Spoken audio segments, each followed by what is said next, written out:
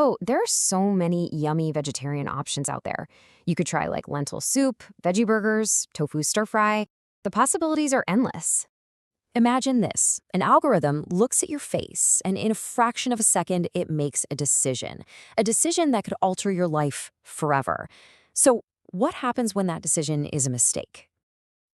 Facial recognition, it's not science fiction anymore, not by a long shot. It's actually woven into the very fabric of our daily lives, and a lot of the time, we barely even notice it's there. It's like this silent code that's watching you every single day. I mean, think about it. It probably starts the second you wake up. You just glance at your phone, and poof, it unlocks. It feels so easy, right? So seamless, so secure, almost like magic. Then you've got the really high-stakes places, like airports. They sell it to us as the key to being faster and safer. It's supposed to be the silent digital guardian, just speeding us along on our way. But here's where it gets a little sneaky. There are these invisible judgments happening all the time. When you go to apply for a loan or maybe even a job, an AI could be the very first gatekeeper you meet. It's making these huge decisions about your life, and you might not even know it's there. But here's the thing. Inside this technology that seems so perfect, so objective, there's a ghost, a hidden flaw. And that flaw can turn a simple tool of convenience into a powerful engine for discrimination. It has a name: algorithmic bias. So how does this happen? Well, you've got to understand an AI doesn't think like we do. It just calculates. It learns by churning through mountains of data that we humans created. And let's be honest, our world is filled with all sorts of biases, right? Historical, systemic, you name it. So the machine doesn't just learn to see a face. It learns to see that face through our own flawed human lens. And worse, it often ends up amplifying our absolute worst prejudices.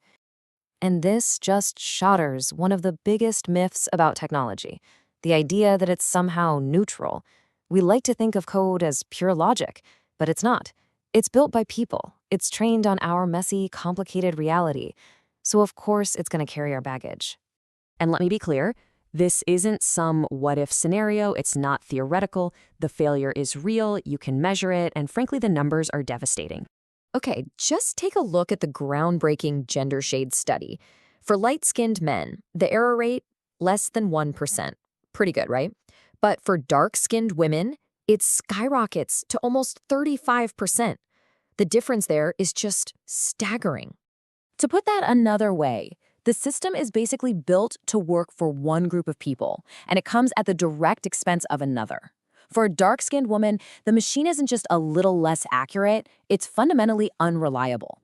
And for some people, the system doesn't just have a higher error rate, it fails completely, 100% of the time. When researchers tested these systems on folks who identify as non-binary, agender, or genderqueer, the machine got it wrong every single time. And a researcher named Oz Keys really hits the nail on the head here. The problem is baked right into the design. These algorithms are built on this super rigid binary idea of gender.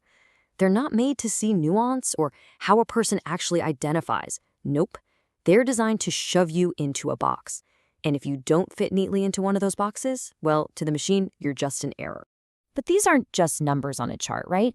Behind every single one of those percentage points, there's a person. A real human being whose life gets completely turned upside down by a machine's mistake.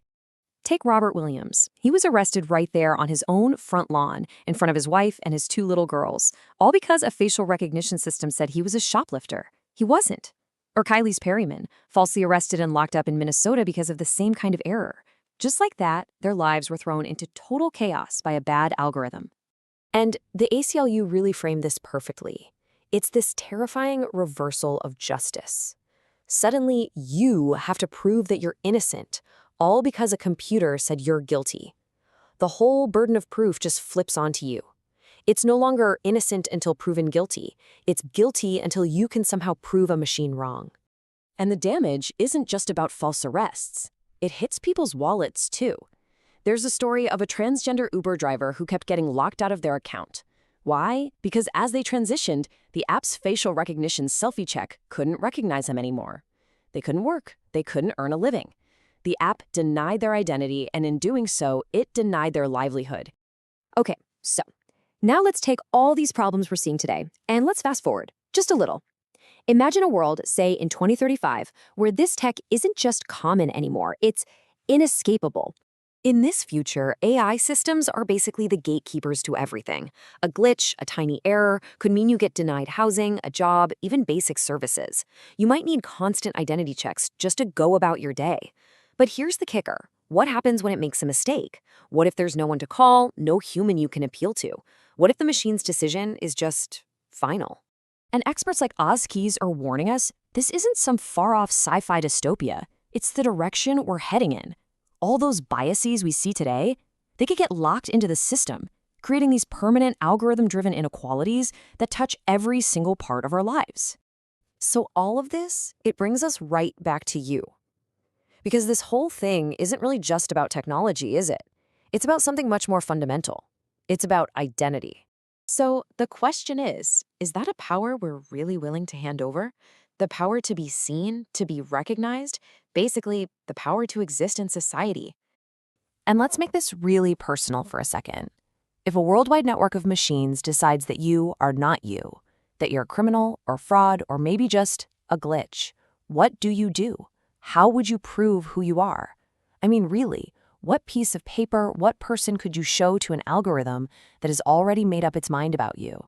I really want to know what you think about this. Drop your thoughts down in the comments below. And hey, if you want to keep digging into these huge questions that are shaping our future, make sure you subscribe to FutureShock.